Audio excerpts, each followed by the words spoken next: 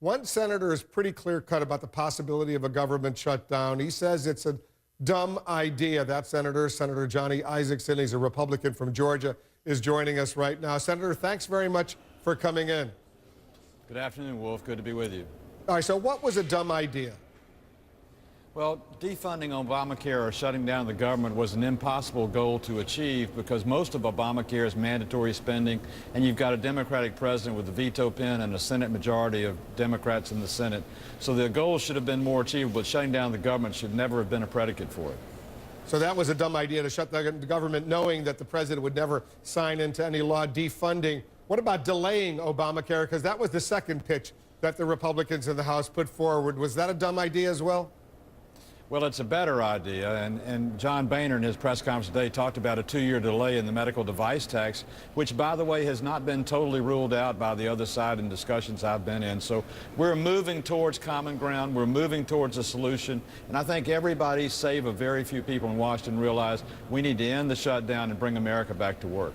So this latest proposal by the so-called Gang of 12, 6 Democrats, 6 Republicans, Susan Collins, your Republican colleague from Maine, among others, putting forward this idea. It looked yesterday like it was moving forward. It would pass the Senate, and then they hoped the Speaker would let it come up for a vote without any conditions, without any modifications on the House floor, where it could pass. The President would sign it, and then this whole thing would be over with, at least for a few months, till mid-January or early February. Where does that stand right now?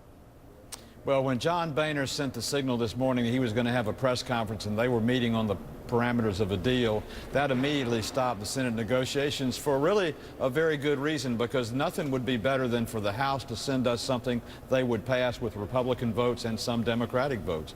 That would be a good signal to us that they're ready to deal, and I think John is ready to deal. But we're ready to go on the Senate side. I think the fundamental parameters of a Senate deal are in place. We're waiting to see what the final move of the House will be sometime this afternoon.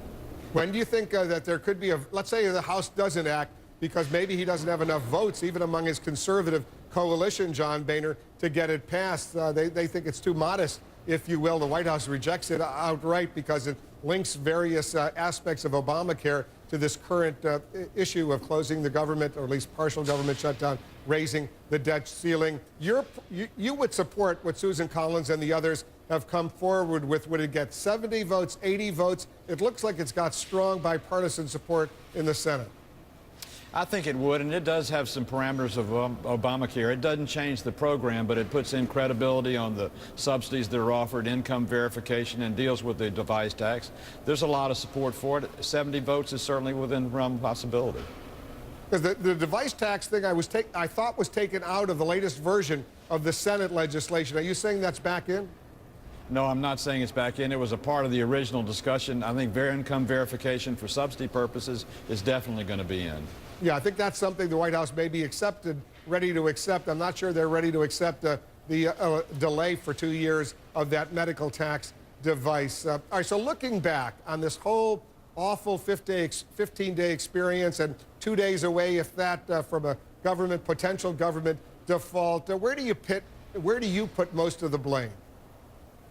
Well, I've never been a blame type of guy, and there's plenty of blame to go around in Washington right now. Obviously, there's been some problems on the Republican side, but today with the Democrats castigating John Boehner for actually coming forward with the deal, now's the time we shouldn't point fingers. Now's the time we should look for the 80% of the areas where we agree.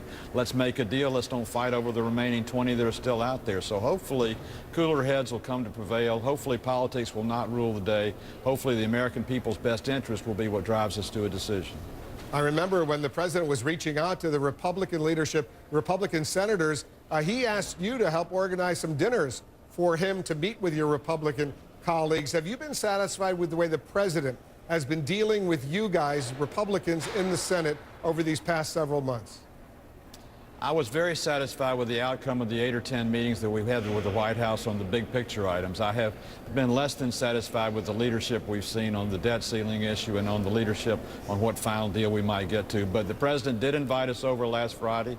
We had a forthright meeting in the White House. A lot of the things that are going to be a part of a final deal were discussed that day, and that bodes well for us getting a final deal.